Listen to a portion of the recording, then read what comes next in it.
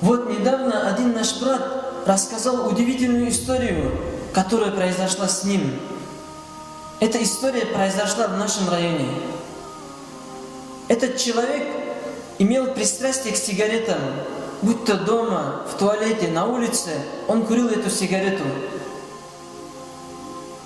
И этот человек в один из дней стал на истинный путь. Этот человек в один из дней начал совершать намаз. Куря сигарету, он начал задумываться. Эта сигарета, она вредна для моего здоровья. Ведь Всевышний Аллах запретил приносить вред здоровью человека. Но тем не менее, он не бросил курить. Он курил и параллельно совершал намаз. Прошло немного времени, и в очередной раз, когда он курил сигарету, он задумался.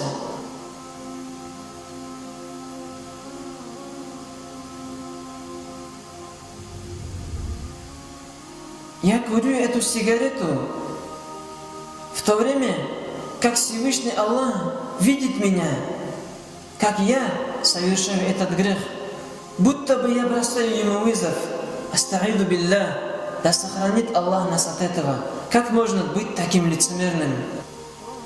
И с этого дня, дорогие братья, он решил для себя: пусть я буду мучиться от того, что имею пристрастие к сигаретам и не буду курить, чем буду мучиться от того,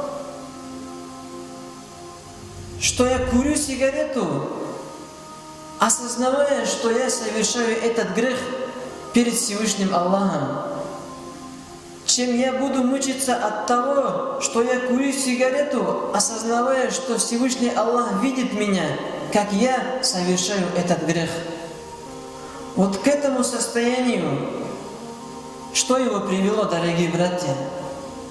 К этому состоянию привела его молитва, его намаз, общение со Всевышним Аллахом.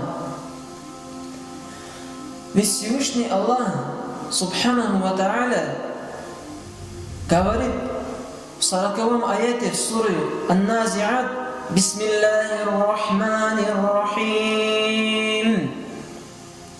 Ва амма ман хафа мақама раббихи ва нахан нафса анил хава.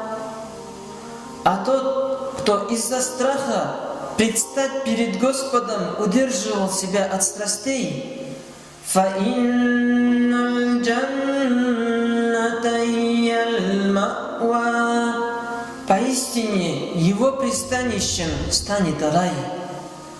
Вот какое вознаграждение обещает нам Всевышний Аллах за то, что мы воздерживаемся от запретного, от харама из-за страха перед Всевышним Аллахом.